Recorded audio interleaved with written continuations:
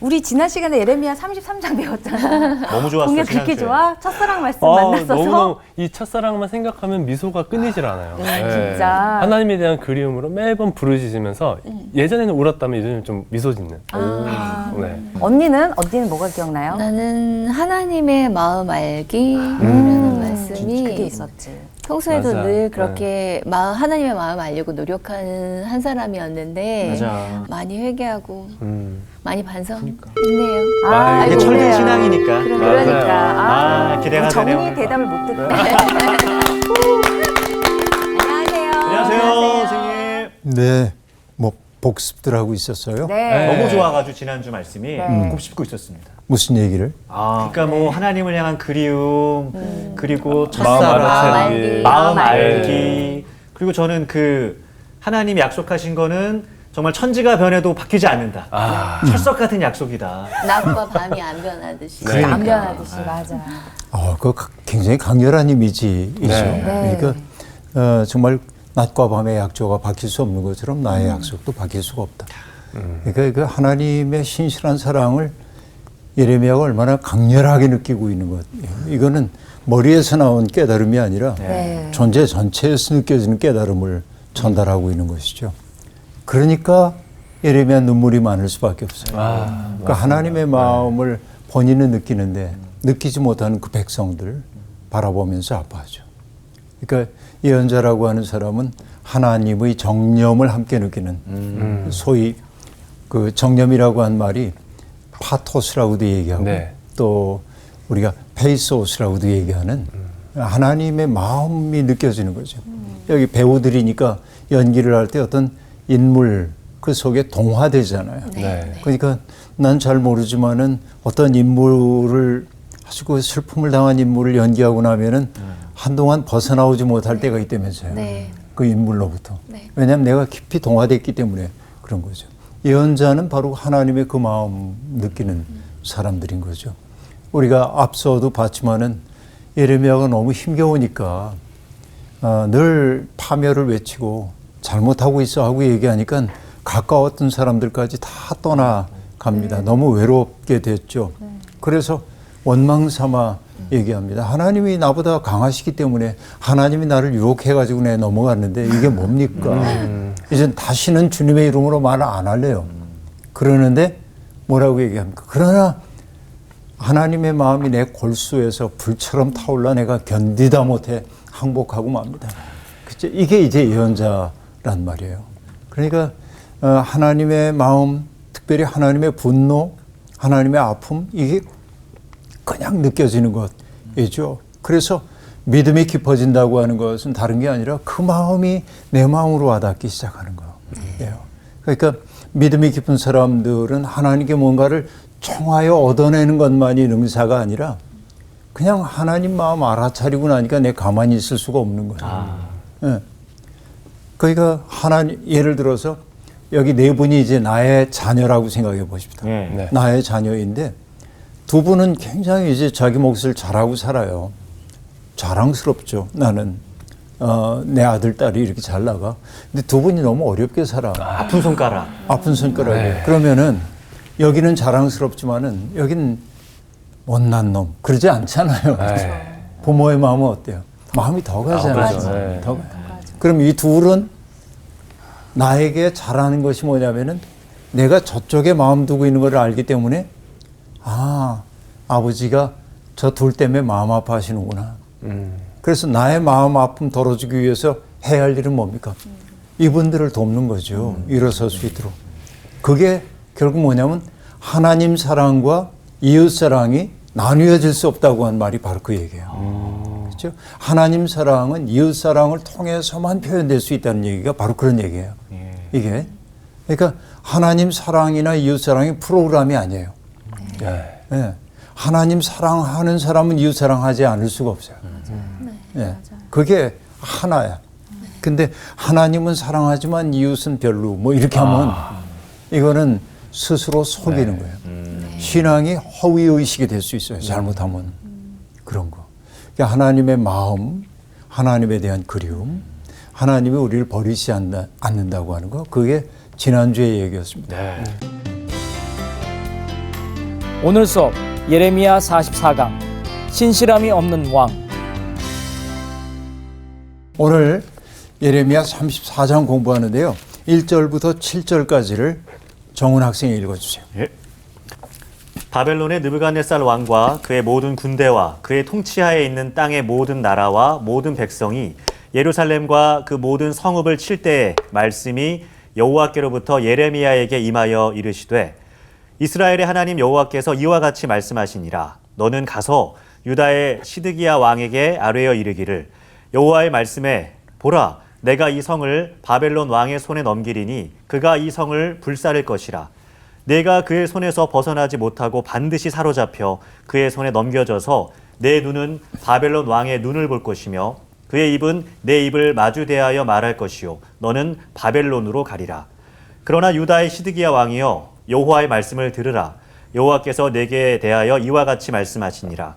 내가 칼에 죽지 아니하고 평안히 죽을 것이며 사람이 너보다 먼저 있은 내 조상들 곧 선왕들에게 분향하던 것 같이 내게 분향하며 너를 위하여 애통하기를 슬프다 주여 하리니 이는 내가 말하였음이라. 여호와의 말씀이니라 하시니라.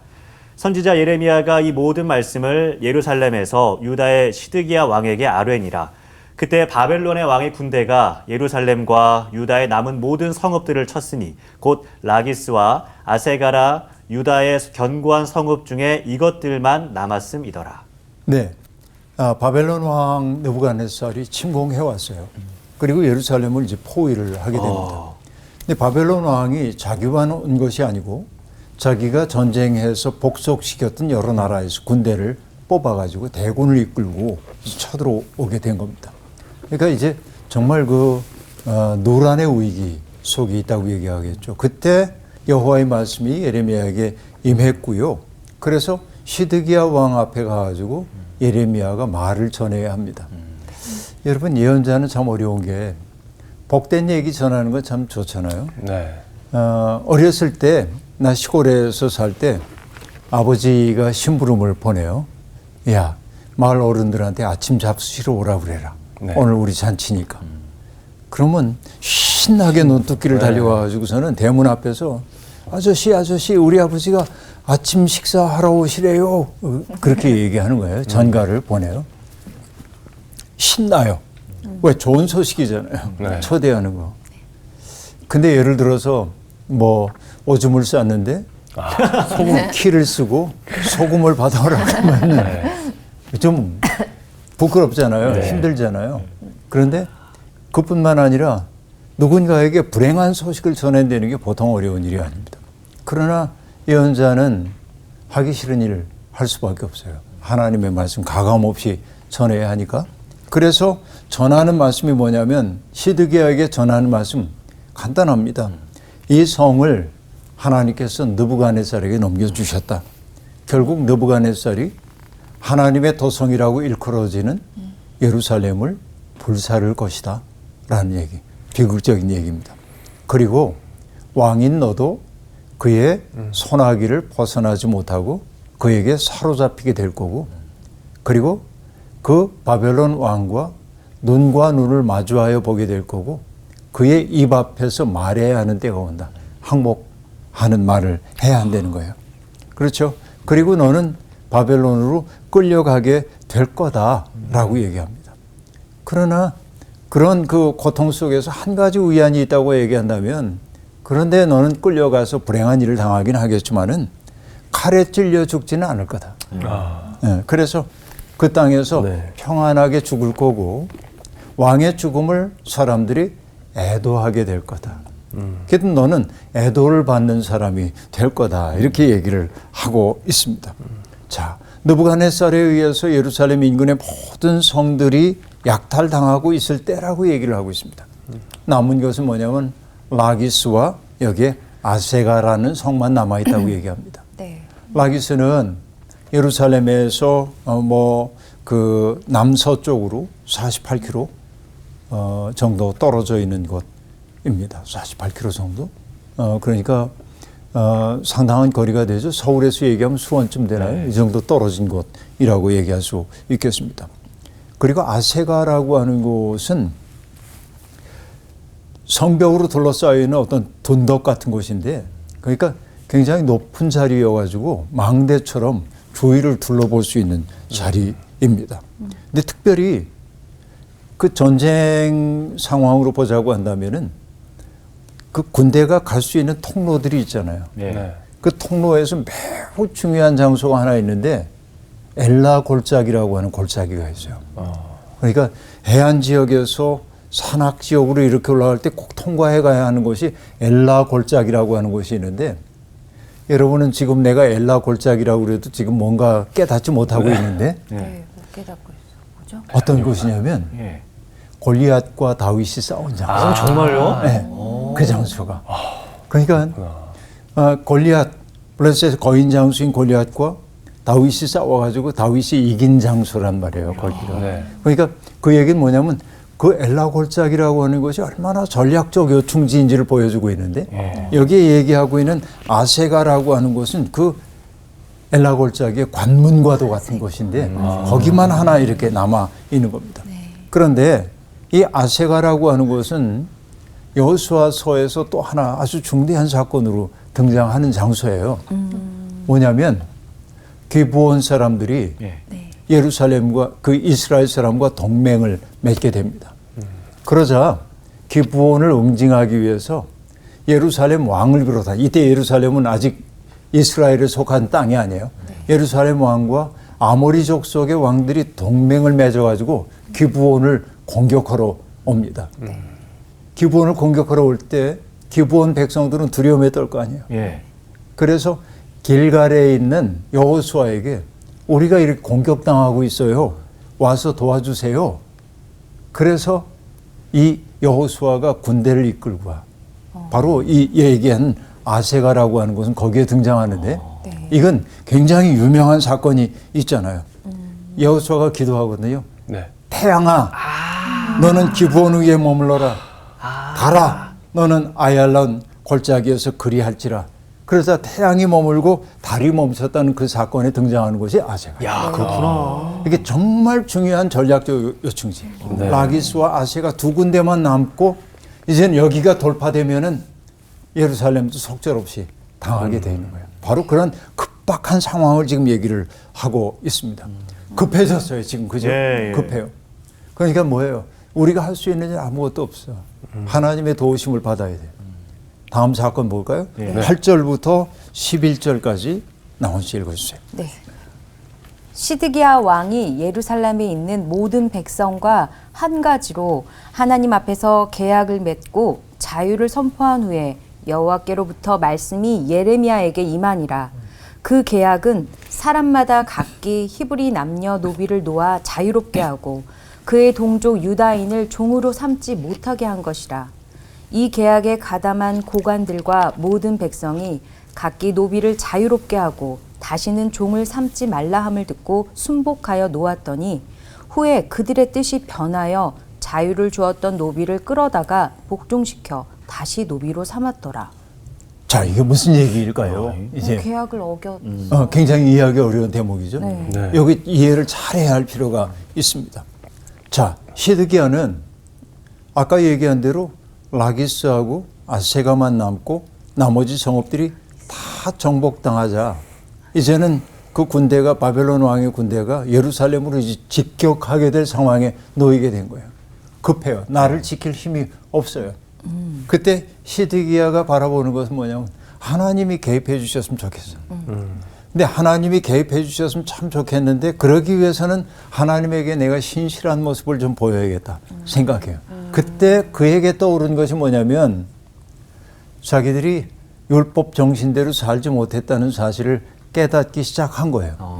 어떤 얘기냐면 원래 그 히브리인들은요 동족들을 종으로 삼으면 안 돼요. 네. 이게 토라의 정신입니다. 네. 그랬죠. 토라는 그 얘기를 하고 있잖아요. 네. 그런데 정말 부득이, 만부득이 정말 빚에 몰려가지고 갚을 길이 없는 사람들이 종이 되는 경우가 더러 있었습니다. 그때는 하나님이 뭐라고 얘기를 했냐면 6대 동안은 너를 섬기도록 하되 7째 해가 되면 몸값을 물지 않아도 그가 자유롭게 되어야 한다고 얘기했던 거예요. 이게 이제 성경이 출애굽기 21장이나 이런 데서 얘기를 하고 있단 말이에요. 네. 자, 기본적인 건 뭐예요? 히브리인들을 종으로 삼지 말아라라는 게 첫째예요. 그러나 만부득이 현실상 그렇게 됐다고 한다면 6년이 지난 후에는 그가 몸값을 지불하지 않아도 풀어주어 자유인이 되게 해야 한다라는 얘기입니다. 근데 이게 안 지켜졌어요. 오랫동안. 히브리인들을 종으로 삼기도 했고 6년이 지나도 풀어주지 않았던 거예요. 그런데 시드기야가 비로소 그 성경을 생각하면서 본인만이 아니라 고관들에게 야, 우리 성경 말씀대로 종들을 자유롭게 하자. 하나님의 뜻대로 한번 해보자. 왕이 제안하니까 고관들이 받아들입니다. 그래서 종이었던 사람들에게 해방을 선포해요. 자유야, 이제부터는 자유야. 자, 이거 좋잖아요. 예. 네, 네. 그런데 여기에 잘했네. 몇 가지 동기가 있어요. 짐작을 해보는 거예요. 첫째는 뭐냐면 그런 일을 시행함으로 하나님의 호의를 사고 싶은 마음이 첫째 있어요. 예. 이게 방편적 신앙이에요. 내가 이 정도 정성 기울였으면 하나님도 나를 외면하지 않으시겠지? 그렇죠? 일종의 미끼예요. 네. 이게 첫째 동기입니다. 그런데 고대 전쟁에서는 자유인들이 전쟁에 나가는 거거든요. 그러니까 그리스 로마도 보면 그리스 로마에서도 전쟁에 나가는 사람은 자유인이에요. 시민들이에요. 네. 종들이 할 수 있는 일은 뭐냐면 전쟁 물자를 나르는 일까지만 할 수 있어요. 그래서 여러분 페르시아와 이제 그리스 사이에 전쟁이 벌어졌을 때 이게 그 소위 페르시아 전쟁사라고 얘기하는 헤로도토스의 역사인데 예. 여기에서 그 페르시아 군대는 전제 군주 아래에서 억지로 끌려온 사람들이 많거든요. 네. 근데 그리스 사람들은 전부 시민들이에요. 우리의 자유를 지키기 위해서. 그래서 이렇게 얘기합니다. 쟤네들은 채찍 밑에서 전쟁을 하고 있는 거예요. 주인. 그러니까 우리가 들어야 할 것은 그리스 사람들이 자부심을 갖고 얘기합니다. 칼과 창을 가지고 싸울 게 아니라 채찍을 들면 쟤들이 복종할 거다. 이렇게 얘기하는 장면이 헤로도토스의 역사라고 하는 책에 등장해요. 그러니까 옛날의 전쟁은 자유인들의 전쟁이에요. 그러니까 지금 종들을 해방시켜 줌으로 이 왕들과 고관들이 생각하는 것은 뭐냐면 얘네들을 전쟁으로 좀 보낼 수 있지 꼼수가 않을까. 있네요. 그 생각이 이제 두 번째 생각. 세 번째 동기도 짐작해 볼 수 있어요. 자, 포위됐어요. 네. 먹을 게 없겠죠? 네. 근데 종들은 군 식구잖아요. 어떻게 보면. 네. 이 종들까지 먹여야 되잖아요. 네. 너희 자유야 하고 풀어줌으로 입을 줄이는 거. 입을 줄이는 일일 수도 있어요. 경제적 부담을. 이 사악하다 생각해보니까. 어려움 속에 있으니 경제적 부담을 줄기 위해서 그렇게 하는 거일 수도 있어요. 근데 네 번째 동기도 생각해 볼 수 있어요. 그 동기는 뭘까요? 자, 종이라고 하는 사람들은 뭐 주인에 대해서 좋은 감정 가진 사람도 있겠지만 나쁜 감정 가진 사람들이 있잖아요. 네. 그러니까 변혁의 시대가 도래하면 종들이 어떻게 됩니까? 주인을 배반할 수도 있잖아요. 조선시대에도 살주계라는 게 있었는데 주인을 죽이는 모임 같은 거 이런 게 있었는데 그게 황석영 선생이 쓴 장길산이라고 하는 책을 보면 그 의적이 됐던 사람들이 살주계 그러니까 주인을 죽이고 온 사람들이 많았단 말이에요. 그러니까 늘 사회 불안 요인이야 이 사람들이. 그러니까 해방. 그러니까 그들이 노예들을 풀어주었던 종들을 풀어주었던 동기가 뭐라고 성경은 얘기하고 있지 않지만 예. 짐작을 해보니까 이 네 가지 정도의 동기가 있지 않았을까. 첫째는 토라의 뜻을 우리들이 그대로 수행함으로 하나님의 호의를 살 수 있지 않을까 하는 게 첫 번째. 두 번째는 바벨론과 전쟁에 나설 전투 인력 확보. 네. 셋째, 어려운 시기에 포위됐을 때 물자가 귀할 때니까 군 식구 입 줄이는 거. 셋째. 네 번째는 얘네들을 해방시킴으로 우리를 향하여 칼끝을 겨누지 못하도록 해야겠다는 이런 동기가 작동됐을 가능성이 있다 하는 얘기입니다. 이게 좋은 뜻이 아닌 거죠. 그리고 네. 이제 그들이 뭐라고 얘기해? 다시는 이들을 종으로 삼지 않겠다고 풀어줬다는 거예요. 예. 그런데 상황이 바뀌었어요. 어떤 상황이냐면 예루살렘을 막 압박해오고 있었던 바벨론 군대가 일시적으로 철수합니다.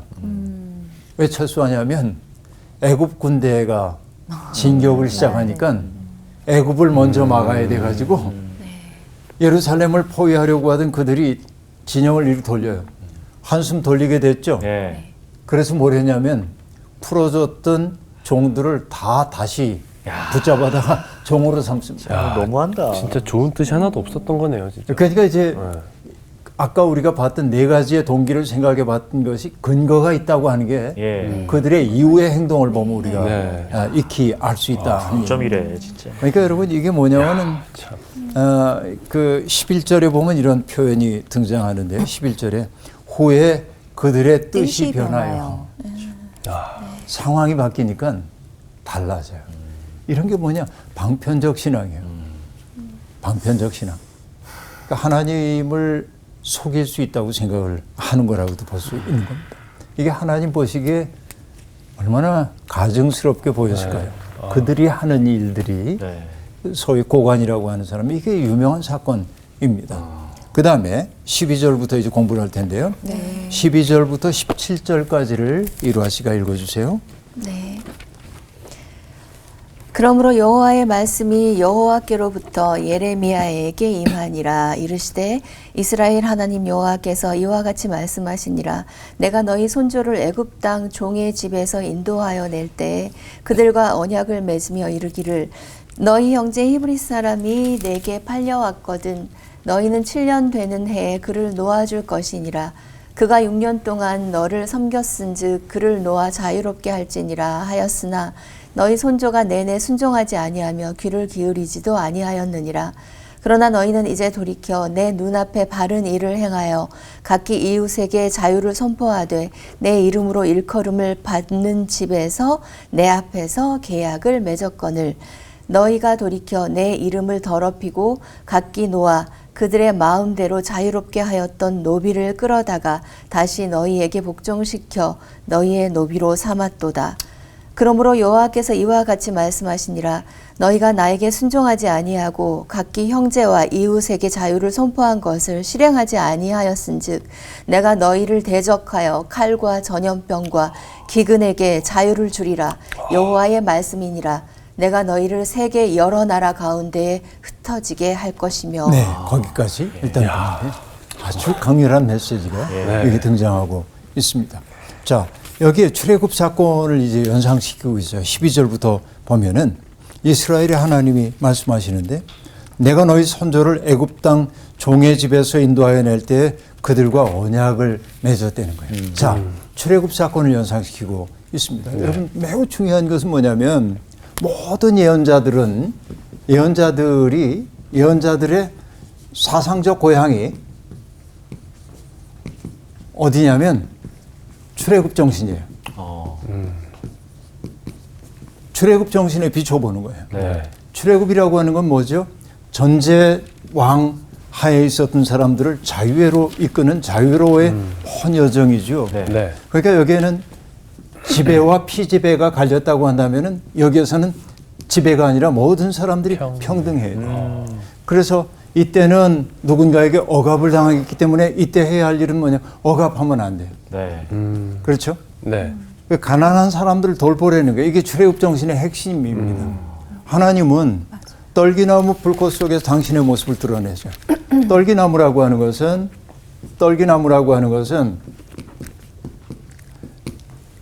광야에 자라는 관목에 지나지 않지만은 관목이기 때문에 사람들에게 그늘을 제공할 수도 없어요. 조그만 나무니까. 그리고 목재로 쓸 수도 없어요. 쓸모없는 것이에요. 그래서 떨기나무라고 하는 것은 가까스로 살고 있는 나무인데 근데 그 떨기나무 아무것도 아닌 보잘것없는 떨기나무는 태양에 비춰질 때 호로록 타버리기도 하잖아요. 네. 그런데 애굽을 태양신의 나라라고 얘기했기 때문에 네. 태양에 의해 떨기나무가 소멸되곤 했잖아요. 네. 그런데 어느 날 모세가 보니까 떨기나무에 불이 붙었는데 떨기나무가 사라지지 않는 거예요. 예. 사라지지 않을 뿐만 아니라 어때? 떨기나무가 오히려 빛이 나요.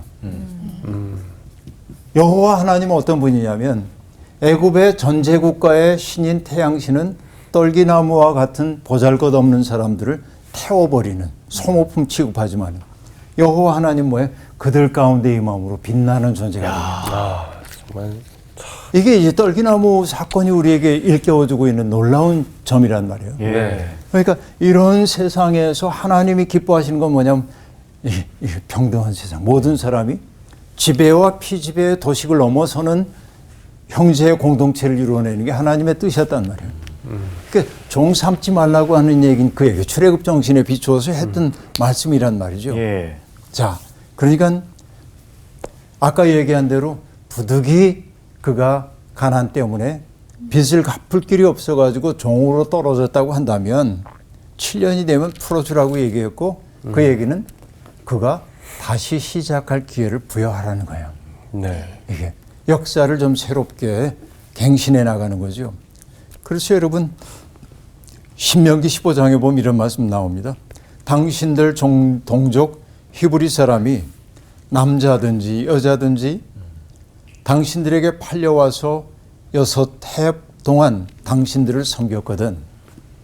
7째 해는 그에게 자유를 주어서 내보내십시오. 자, 그런데 그 뒤에가 더 중요해요. 자유를 주어서 내보낼 때는 그들을 빈손으로 돌려보내서는 안 됩니다. 빈털터리가 돼가지고 돌려보내면 안 돼. 그래서 당신들은 당신들이 하나님으로부터 복을 받은 대로 당신들의 양떼와 타작마당에서 거둔 것과 포도주 틀에서 짜낸 것을 그에게 넉넉하게 주어서 내보내야 합니다. 이게 하나님의 마음입니다. 그러니까 종을 빈손으로 내보내면 또다시 종으로 전락하잖아요. 네. 그러니까 그들이 자유인으로 살 수 있는 물적 토대를 마련해 주려는 거예요. 이게 율법의 정신입니다. 그런데 그렇게 해야 하는 까닭이 뭐냐면 당신들도 이집트 땅에서 종살이 했을 때 주님이 당신들을 구속해 주었고 그 마음을 따라 살라고 내가 명하는 것입니다. 라고 얘기를 하고 있습니다. 신명기 15장 9절에 이런 얘기 나옵니다. 삼가 너는 마음에 악한 생각을 품지 말라. 곧 이르기를 7째 해 면제년이 가까이 왔다 하고 내 공핍한 형제를 악한 눈으로 바라보며 아무것도 주지 아니하면 그가 너를 여호와께 호소하리니 그것이 내게 죄가 되리라. 이제 얘 풀어줄 때가 되니까 미워 이 녀석이.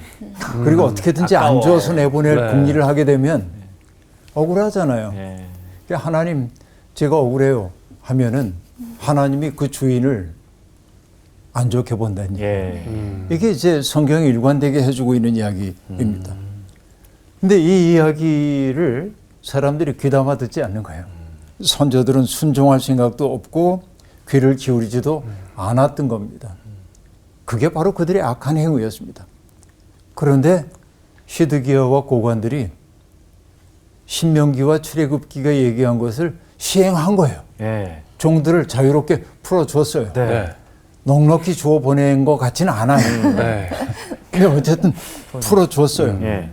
그런데 그들이 그냥 풀어줬을 뿐만 아니라 하나님에게 잘 보여야 하기 때문에 성전에 와서 언약까지 맺었어요. 우리가 이렇게 내보냅니다. 그런데 상황이 바뀌었다고 해가지고 없던 일로 하겠습니다. 라고 얘기한 거예요, 지금. 예. 그렇죠. 그러자 하나님이 그걸 뭐라고 지금 말씀을 하고 계시냐면은 그걸 하나님이 이제 아주 속상해 하시는 거죠. 그래서 이렇게 얘기합니다. 16절. 너희가 돌이켜 내 이름을 더럽히고. 자, 결국 그 행위가 그 종들을 해방해 주었다가 다시금 종으로 불러들인 그 일을 그 종들에게 불행한 일이라고 말씀하지 않고 내 이름을 더럽혔다. 이렇게 얘기합니다. 그렇죠? 네. 그리고 내 이름을 더럽히고라고 얘기를 함으로 정말 하나님에게 그 슬픔을 안겨줬습니다. 왜 하나님의 이름을 더럽혔다고 얘기하냐면 하나님의 이름으로 언약을 맺었잖아요. 맞아요. 풀어준다고. 예. 그런데 하나님의 이름으로 언약을 맺고도 뜻을 돌이켰어요. 이게 하나님의 이름을 더럽힌 거라고 얘기할 수밖에 없다 하는 얘기입니다. 이게 소위 성경이 얘기하는 주님을 만홀히 여기는 거라고 얘기할 수 있겠습니다. 여러분, 그래서 이사야 1장 4절은 이렇게 말하죠. 슬프다 범죄한 나라요, 허물진 백성이요, 행악의 종자요, 부패한 자식이로다. 그들이 여호와를 버리며 이스라엘의 거룩하신 이를 만홀히 여겨 멀리하고 물러갔도다. 이게 이사야가 바라봤던 백성들의 모습인데 지금 시드기야와 고관들이 하고 있는 일이 곧 여호와 하나님을 만홀히 여겼다. 종교를 자기들의 방편으로 지금 삼으려고 했다 하는 얘기입니다. 여러분, 이게 하나님 속일 수 있을까요? 절대 못 씁니다. 하나님 속일 수가 없어요. 그래서 여러분, 신약의 갈라디아서 6장 7절이 말합니다. 스스로 속이지 말라. 하나님은 업신여김을 받지 아니하시나니 사람이 무엇으로 심든지 거두리라. 그렇게 말합니다.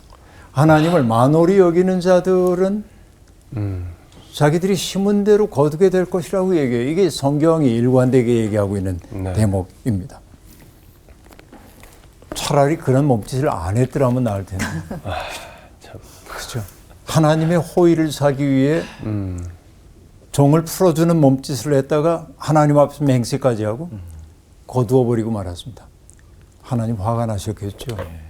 그래서 뭐라고 얘기하냐면 17절에 보면 이렇게 얘기합니다. 너희가 나에게 순종하지 아니하고 각기 형제와 이웃에게 자유를 선포한 것을 실행하지 아니하였은즉 내가 너희를 대적하여 칼과 전염병과 기근에게 자유를 주리라. 자, 여기에 너무 재미있는 얘기인데 예. 종들을 풀어주어 자유를 줬잖아요. 네. 근데 다시 거둬들였잖아요. 네. 그러자 그 표현을 그대로 하나님이 뭘 풀어주냐면 하나님이 통제하고 있던 것들에게 자유를 줬어. 그게 뭐예요, 여기? 칼과 기근, 전염병. 전염병. 네. 기근에게 자유를 주리라. 3종 세트네요. 네.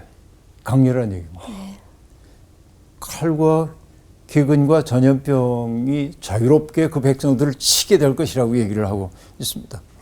자유라는 말이 어떤 맥락에서 어떻게 발설되느냐에 따라서 전부 다른 결과를 가져오고 있는데 그러니까 하나님을 만홀히 여기는 자들에게 주어지고 있는 징벌의 엄중함을 이렇게 얘기를 하고 있습니다. 자, 그 다음에 18절부터 이제 볼 텐데요. 다음에 공희 씨가 읽어야죠. 네. 네. 송아지를 둘로 쪼개고 그 두 조각 사이로 지나매 내 앞에 언약을 맺었으나 그 말을 실행하지 아니하여 내 계약을 어긴 그들을 곧 송아지 두 조각 사이로 지난 유다 고관들과 예루살렘 고관들과 내시들과 제사장들과 이 땅의 모든 백성을 내가 그들의 원수의 손과 그들의 생명을 찾는 자의 손에 넘기리니 그들의 시체가 공중의 새와 땅의 짐승의 먹이가 될 것이며 또 내가 유다의 시드기야 왕과 그의 고관들을 그의 원수의 손과 그의 생명을 찾는 자의 손과 너희에게 떠나간 바벨론 왕의 군대의 손에 넘기리라. 여호와의 말씀이니라. 보라, 내가 그들에게 명령하여 이 성읍에 다시 오게 하리니 그들이 이 성을 쳐서 빼앗아 불사를 것이라. 내가 유다의 성읍들을 주민이 없어 처참한 황무지가 되게 하리라. 이게 보면요. 그들이 맹세할 때 어떻게 했다고 하냐면 송아지를 둘로 쪼개고 그리고 그 두 조각 사이를 지나갔다라고 얘기합니다. 강렬한 이미지인데요. 네. 고대 근동의 풍습 가운데 하나입니다. 언약을 체결할 때 재물을 둘로 쪼개고 그 사이로 지나갑니다. 어떤 의미냐면 내가 지금 맺은 언약을 어겼을 경우에 이 재물의 운명과 같이 되기를 바란다라고 하는 아주 강렬한 이미지입니다. 그 얘기는 뭐죠? 죽는다는 거죠. 이렇게 하면 죽을 수밖에 없다는 얘기예요. 바로 그 언약 속에 있는 게 뭐냐면 자기 저주의 맹세예요. 자기 저주의 맹세를 행동으로 보여주는 것입니다. 그러네요. 사실 이렇게 송아지를 갈라놓고 지나가는 이 일은요, 아브라함에게도 나타납니다. 창세기 15장 10절에 보면 아브라함이 그 모든 것을 가져다가 그 중간을 쪼개고 그 쪼갠 것을 마주 대하여 놓고 그 새는 쪼개지 아니하였으며 라고 말하므로 아브라함도 그런 맹세의 행동을 했음을 보여줘요. 이게 고대 전통입니다. 그러나 가른 송아지 사이로 지나감으로 언약을 맺었는데도 불구하고 그 엄중한 약속에도 불구하고 그것을 실행하지 않으므로 계약을 어겼어요. 그 백성들이. 왜 그럴까요? 왜 그럴까요? 하나님이 눈에 보이지 않기 때문에 그렇습니다. 하나님은 없이 계신 것처럼 보이거든요. 가장 절박한 때는 하나님 오셔서 우리를 좀 도와주세요. 그러다가 상황이 바뀌고 나면 언제 그랬냐 싶게 표정을 바꾸곤 하죠. 이게 사람들의 모습이라고 볼 수 있습니다. 그 때문에 하나님이 말씀하세요. 내가 원수의 손과 그들의 생명을 찾는 자의 손에 넘기리니 그들의 시체가 공중의 새와 땅의 짐승의 먹이가 될 것이다. 시체조차 애도를 받지 못하게 될 것이다 라고 얘기합니다. 여러분, 그 시편 15편에 보면 여호와의 성산에 올라갈 사람이 누구인지에 대한 이야기를 쭉 얘기를 해요. 여호와의 성산에 올라갈 자가 누구인가 하고 쭉 얘기하는데 그 가운데 하나가 그의 눈은 망령된 자를 멸시하며 여호와를 두려워하는 자를 존대하며 그의 마음에 서원한 것은 해로울지라도 변하지 않는 자로다 라고 얘기합니다. 여호와의 성산에 올라갈 사람은 누구냐면 망령된 자를 멸시한다. 하나님을 두려워하는 자들을 존대한다.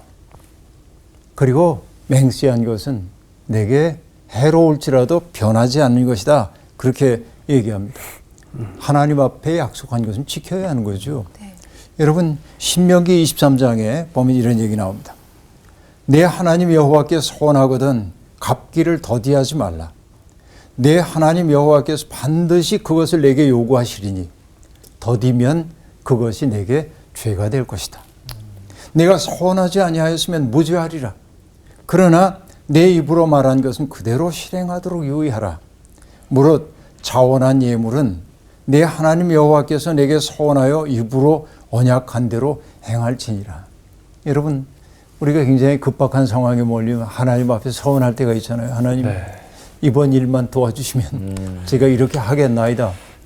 그래서 일이 해결이 됐어요. 가만히 생각해 보니까 가만히 있어도 해결되는 건데 내가 괜히 서원을 했나? 어? 기도하지 않았어도 이게 저절로 되는 거 아니었나? 그러니까 그냥 모른 척하고 넘어가는 거예요. 근데 성경이 뭐라고 얘기하냐면 내가 서원한 건 반드시 되찾겠대요. 하나님이. 그러니까 하나님 앞에서 너무 성급하게 서원하면 안 돼요. 서원한 것은 반드시 지켜야 돼요. 그러니까 여기 지키지 않은 그 백성들에 대한 하나님의 분노가 얼마나 큰지를 우리가 알 수 있습니다. 언약을 배신한 백성들을 원수들의 손에 넘겨줄 거라고 얘기를 하고 있습니다. 지금은 잠시 그 바벨론의 군대가 자리를 비우고 떠났지만 하나님은 그들을 다시 부르셔서 언약을 배신한 그 왕과 고관들을 치실 거고 그 때문에 그들이 바벨론 왕의 군대에 넘어가게 될 것이다 라는 얘기입니다. 시드기야에게 주어졌었던 비교적 좋은 소식이 내가 망할 거야. 어려움 겪을 거야. 그러나 너는 칼에 죽지는 않을 거야. 그리고 내가 거기서 평화롭게 죽고 나면은 백성들이 너를 애도하고 애도를 받는 왕이 될 거야 라고 약속했는데 그러나 그 좋았던 소식들이 이 일로 말미암아 어그러지고 있음을 볼 수 있습니다. 그래서 그들이 다시 올 거고 성을 쳐서 빼앗아 불사를 것이고 그래서 내가 유다 성읍들을 주민이 없어 처참한 황무지가 되게 하겠다. 이렇게 말씀하고 계십니다. 그렇죠? 여러분 우리는 하나님이 사랑의 하나님이라고 늘 생각해요. 하나님은 사랑이시죠. 그러나 우리가 잊지 말아야 될 게 있습니다. 하나님은 의로우신 분이기도 합니다. 하나님의 사랑과 의로우심은 함께 갑니다. 우리는 사랑의 하나님, 내가 무슨 짓을 해도 용서해 주시는 하나님만을 생각하는지 모르지만 하나님은 동시에 의를 세우시는 분이에요. 그래서 우리가 저질렀던 죄를 없다고 하시는 분은 아니에요. 우리가 죄를 저지르면 거기에 대한 대가를 반드시 치르도록 하셔요. 물론 우리는 압니다. 예수 그리스도의 구속의 은총이 내가 저질렀던 죄에 대한 값을 주님이 대신 치르기는 했지만은 그러나 우리가 저질렀던 죄의 흔적은 남아있기 때문에 우리는 삶을 통해 대가를 지불할 수밖에 없어요. 이게 우리가 하나님을 두려워해야 하는 까닭 가운데 하나입니다. 하나님에 대한 사랑의 기본 속에 하나님의 의로움에 대한 경외심이 사라지게 될 때 우리는 응석바지 신앙인이 될 수밖에 없어요. 하나님의 의로우심에 대한 경외의 마음, 두려워하는 마음이 베이스가 될 때 하나님이 사랑이시라고 하는 그 얘기가 더 kok진하게 우리에게 와닿는 겁니다. 하나님의 의로우심을 무시하고 사랑만을 얘기하게 될 때 우리는 하나님을 자기 마음대로 믿는 거예요. 자의적 신앙이에요. 하나님은 만홀히 여기심을 받을 뿐이 아니다라는 사실을 두렵게 기억을 해야 합니다. 하나님께 약속한 것은 내게 해로울지라도 지켜야 한다. 이게 오늘 우리에게 주신 교훈입니다. 오늘 수업 마칠게요. 고맙습니다. 감사합니다. 처음에는 시드기야 왕 하나님이 내리신 심판 그래 싸다 이런 심판 받아 마땅하다 이런 마음이 들다가 하나님을 대하는 나의 모습이 내가 좀 살만할 때랑 힘들 때랑 좀 달라지는 모습이 이런 모습이 아닐까 싶으니까 약간 좀 찔리더라고요. 네. 이 말씀 앞에서 난 당당히 할 수 있는 사람이 누가 있겠어요. 진짜 되게 두렵고 떨리는 마음이 가득했던 것 같아요. 지난주에 하나님은 우리와 맺은 약속을 절대 그렇죠. 잊지 않고 지키시는데 우리는 방금 한 약속도 이렇게 어기는 걸 보면서 참 좀 진짜 경외한다는 건 두렵고 떨리는 마음을 갖는 거잖아요. 그 마음을 갖고 하나님을 사랑해야 될 것 같아요. 그러니까 우리 그러기를 약속해요. 약속 두렵고 떨림을 가지고 사랑하러 갑시다. 네. 갑시다.